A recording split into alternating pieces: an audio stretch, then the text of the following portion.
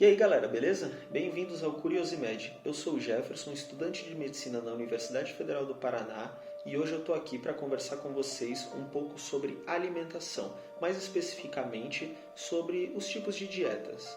E eu vou separar esse vídeo nos três grandes grupos de dietas, que seriam as dietas low carb, as dietas de jejum intermitente e aquelas sobre comer de 3 em 3 horas, se é saudável, se não é. Mas antes disso, a gente precisa conversar um pouco sobre o nosso sistema gastrointestinal e como ele responde em relação à alimentação. Vamos falar mais sobre o estímulo de fome e saciedade e sobre o funcionamento dos hormônios insulina e glucagon. Sabe aquela história da gente comer pelos olhos? É um pouco verdade. A gente tem dois grandes hormônios que são os principais da fome e da saciedade, que é a grelina e a leptina. A grelina é o hormônio que vai conferir a fome a gente. Ele é produzido no nosso estômago e ele vai agir lá no hipotálamo. No vídeo anterior eu falei um pouco sobre o hipotálamo, que era o vídeo sobre o sono, que a gente tem um núcleo supraquiasmático que ele responde em relação ao sono, ao nosso ciclo circadiano. Nesse vídeo a gente vai falar sobre outros dois núcleos do hipotálamo, que é o núcleo ventromedial e o núcleo hipotalâmico lateral. O núcleo hipotalâmico lateral, ele confere a nós o centro da fome. Já o núcleo ventromedial, ele é o núcleo da saciedade. Então o hormônio grelina, ele vai agir nesse núcleo hipotalâmico lateral, conferindo a nós a fome. E como isso começa? Isso começa com os estímulos que nós temos. E vai ser respondido com a produção desse hormônio que vai responder lá no hipotálamo. E como vai ser esses estímulos? Vai ser quando a gente vê aquele queijo derretido, aquele hambúrguer frito, aquela pizza, aquele churrasco, sabe? A gente começa primeiro tendo o estímulo visual. Depois a gente vai ter qual estímulo? Olfatório. E aí a gente começa a salivar, porque isso é uma resposta do organismo à fome. Ele vai começar a fazer o quê? Produção de enzimas, produção de saliva, para que nosso estômago já esteja pronto para receber esse alimento. O outro hormônio é o hormônio da saciedade, que é a leptina. A leptina vai agir no núcleo da saciedade lá no hipotálamo, que é o núcleo ventrolateral. Diferente da grelina, que é produzida no estômago, a leptina vai ser produzida nos adipócitos, que são as células de gordura do nosso organismo. Ela entende como? Ela vai olhar para os adipócitos e vai falar: já está cheio, reservatório está cheio, então posso conferir a saciedade. Aí a gente aumenta os níveis de leptina, vai lá e responde no hipotálamo: opa, parou a fome. E é aí que a gente sente a saciedade. Isso também conta muito no sentido de comermos rápido ou devagar, porque quando a gente come devagar, a gente dá mais tempo do nosso corpo perceber, armazenar, fazer todo esse mecanismo e ter a resposta da saciedade. Se nós comemos muito rápido, além de ter alguns outros problemas em relação à superfície de absorção, de quebra enzimática, e fazendo com que a comida fique parada mais tempo, a gente também faz com que a resposta seja atrasada em relação à saciedade. Nós temos dois outros hormônios que são relacionados também à fome e à saciedade, só que mais especificamente relacionados ao armazenamento de energia e ao gasto de energia, que é a insulina e o glucagon. A insulina, ela é um hormônio que ele vai ser responsável também para a entrada do açúcar nas células. Mas como ela responde no nosso organismo? A insulina, quando nós estamos com fome, ela vai aumentar a sua produção e ela é considerada também um hormônio estressante. E a gente vai se alimentar e ela vai fazer com que o nosso organismo armazene energia. Então ela vai pegar todo aquele açúcar que está no nosso intestino, ela vai absorver, ela vai jogar para armazenamento, tudo para armazenamento. O excedente acaba virando gordura. E é por isso que a gente acaba entrando naquelas dietas low carb, que eu já vou conversar com vocês sobre. Já o glucagon, por outro lado, ele é o hormônio que, quando a gente tem níveis sanguíneos baixos em carboidrato, no que se refere a carboidrato e açúcares, o glucagon começa a aumentar. E ele começa a responder com: opa, a gente precisa de mais energia nesse corpo. Aí o glucagon vai fazer o quê? Vai quebrar a gordura, os adipócitos, ele vai agir lá. Ele vai começar a quebrar essa gordura, transformar em energia para poder recarregar as nossas células. Só que, por exemplo, células do sistema nervoso central, elas têm preferência por açúcares. Então, é por isso também que uma dieta de zero açúcar não é tão interessante. Nós temos as dietas de low carb. E já já vamos conversar por que elas são tão famosas e por que elas são bacanas. Dito isso, vamos conversar um pouco sobre os tipos de dieta. Vamos começar sobre o famoso tema de comer de 3 em 3 horas. É saudável? Nós temos realmente que comer de 3 em 3 horas para viver uma vida mais saudável, por assim dizer? A resposta é que não é bem uma verdade. E a gente vai falar mais sobre isso quando a gente conversar sobre jejum intermitente.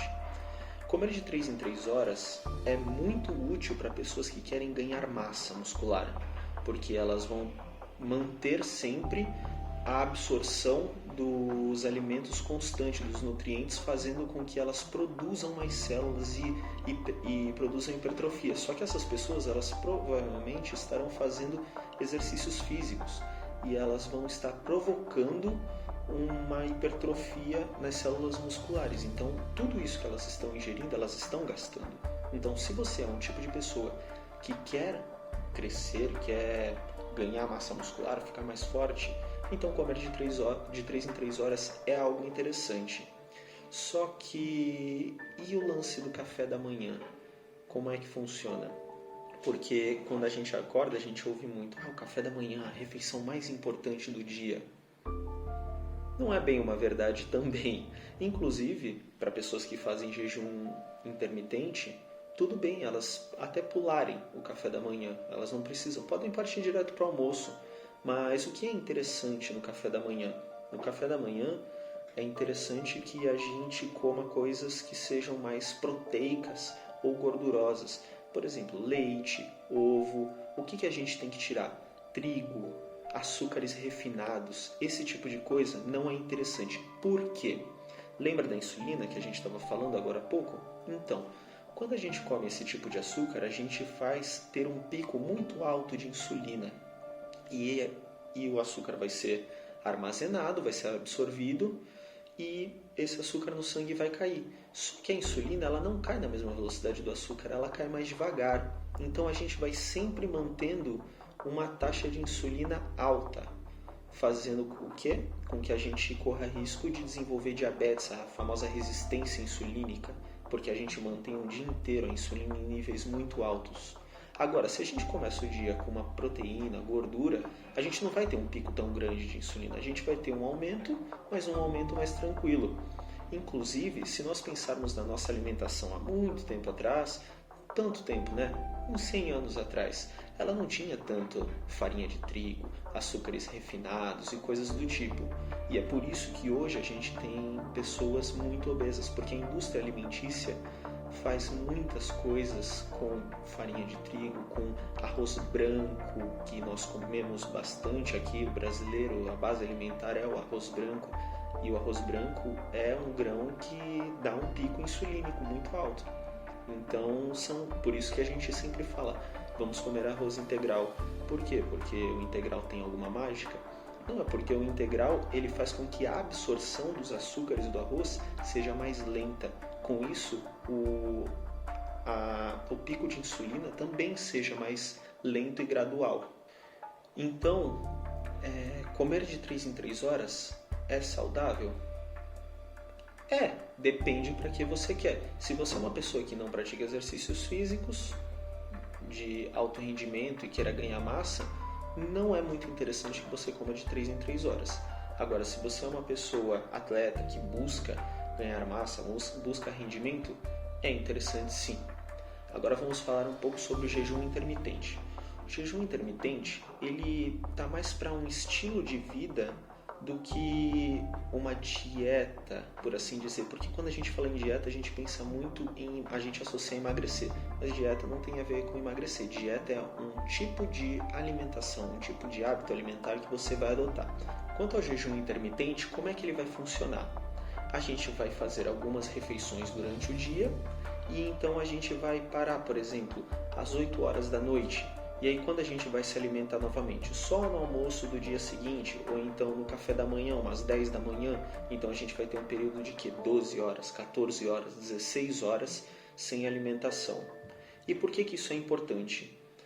Em uma pesquisa, o biólogo japonês Yoshinori Ohsumi, ele pesquisou sobre autofagia e viu que era importante na prevenção de muitas situações. E o que nós temos quanto a esse período de jejum? Nós temos um período de descanso do nosso corpo. E esse período é importante por quê? Porque pensa, o nosso tubo digestivo toda hora passando alimento, toda hora enzima, ele não tem tempo de se reparar.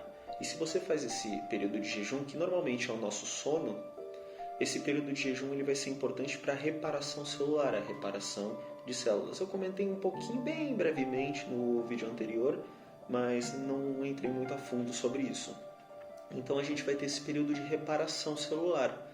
E além disso, esses mecanismos demonstram que esse período de jejum também é importante para a plasticidade neuronal. O que é isso? É uma forma de nós criarmos novos caminhos no nosso cérebro para poder melhorar o nosso raciocínio muitas vezes. Não só raciocínio, pensamento, memória, entre outras coisas. São os caminhos sinápticos do nosso sistema nervoso central. E quanto à perda de peso, o jejum intermitente não é algo que ele vai focar no tipo de alimentação. Ele está focando no seu período de alimentação. Então você continua comendo as mesmas coisas, só que com um intervalo maior. Isso ajuda porque você não vai ficar tão ansioso, não vai ficar sentindo fome o tempo todo, você aprende a controlar isso. Então, de certa forma, ajuda sim em hábitos de emagrecimento. Se você tem sobrepeso, se você é obeso e precisa disso por uma questão de saúde, é uma boa resposta sim, mas só isso não vai te levar a emagrecer. O que você tem também como ferramenta são as dietas low carb. E por que elas são importantes? Porque quando a gente se alimenta de carboidratos, principalmente o que a gente chama de açúcares finos, como eu havia dito, farinha de trigo, açúcar, a gente tem aquele pico de insulina. A gente tem muito armazenamento de energia. E o armazenamento excedente vai virar o quê? Gordura. Sim, o açúcar vira gordura. E é por isso que a gente faz a dieta low carb. Veja bem, é low carb, significa que é pouco carboidrato. Não significa que você vai tirar o carboidrato da sua dieta. Por quê? Porque o carboidrato ele é importante, mas ele é importante administrado da forma correta.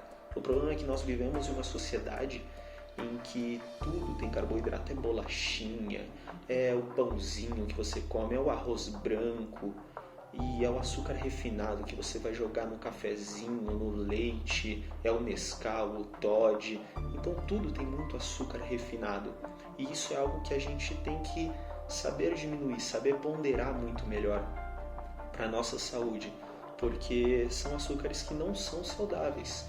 Porque a gente tem uma absorção muito rápida, picos muito elevados, a gente mantém o dia inteiro a nossa taxa de insulina lá em cima, fazendo com que nossas células cheguem e comecem a olhar, mas você de novo, meu Deus, pensa que você pega uma fechadura e fica colocando uma chave o tempo todo, uma hora começa a estragar, entendeu? Começa a estragar a chave, começa a estragar a fechadura e aí que entra a resistência insulínica. E é por isso que é importante a gente saber ponderar isso. E as dietas low carb pensam justamente nisso. Ah, Jeff, mas eu posso adotar a dieta low carb para minha vida, mesmo que eu não queira emagrecer? Sim, por que não? Porque você pode compensar muito bem com gorduras, com outros tipos de alimento e você não vai deixar de comer carboidrato, você vai comer menos carboidrato. Ah, mas claro que você também tem que ser feliz, né? Acho que é o importante. Então, um docinho às vezes, alguma coisa, também cai bem. É só a gente saber quando fazer isso e não o tempo todo. E onde tudo isso vai levar? tudo isso vai levar a um grande problema de saúde que a gente enfrenta nos dias de hoje, que é a obesidade, sobrepeso. Sobrepeso caminha para a obesidade. E por que isso é ruim? Porque isso está associado a muitas doenças. Diabetes, como eu falei bastante aqui, mas entre outras também infarto, hipertensão. Então tem muitas doenças que estão associadas à obesidade. Isso a gente falou só as 3 principais. Se a gente parar para conversar, apneia do sono, você tem uma obstrução maior por conta do tecido adiposo, a gente tem mais dificuldade de respirar, a gente tem mais estresse por conta de produção hormonal que fica completamente alterada com a quantidade alta de tecido adiposo produzido, a gente tem fadiga, então tem muitas coisas. O que a gente sabe também é que quando você tem a perda de peso, você também vive mais, porque você diminui as comorbidades. Por exemplo, hoje em dia nós temos a ferramenta que é a cirurgia bariátrica, que ela é utilizada justamente na perda de peso, mas é uma ferramenta que inclui riscos. Então nós temos sim que utilizá-la com sabedoria, utilizá-la quando indicado. E quando é indicado? Nós temos uma ferramenta de medição, por assim dizer, da gordura corporal, que seria o IMC, que é a mais prática e mais utilizada, que é o índice de massa corporal, em que você pega o peso da pessoa e vai dividir pelo quadrado da altura, e isso vai dar um número. E esse número, quando entre 18 e 25, significa que seu IMC está normal. Quando você tem de 25 a 30, significa que você já está em sobrepeso. Ah, mas você também tem que levar em consideração, e se o cara é forte? Ele não pode estar acusando no IMC como sobrepeso? Sim, e é por isso que o médico também ele tem que olhar para o paciente para poder ver, tá ok, o IMC dele está alto, mas estruturalmente ele parece saudável, então olhar também é uma ferramenta muito importante. Mas então nós temos o IMC que vai nos dizer se o paciente está no peso normal, se ele está com sobrepeso, se ele é obeso e se ele tem obesidade mórbida. Sendo que a indicação da cirurgia bariátrica não é obesidade, é obesidade mórbida. E o que é obesidade mórbida? É um IMC acima de 40 ou um IMC acima de 35 com doenças de base, como diabetes, hipertensão, doença cardiovascular, algo do tipo, que vá trazer algum prejuízo à saúde do paciente. E por que eu estou falando sobre isso? Porque hoje em dia a gente tem um boom muito grande de cirurgias bariátricas, principalmente em pessoas jovens. E além dela estar dentro dos parâmetros de IMC, considerando obesidade mórbida, existem outras coisas associadas a isso que você deve ver para poder saber se é indicado ou não a cirurgia bariátrica. Por exemplo, tem que ter tido um acompanhamento de 2 anos com um endocrinologista com tentativa clínica, já que ela é menos agressiva, de emagrecer, e caso não consiga, aí sim partir para a cirurgia bariátrica, porque ela tem um resultado muito positivo?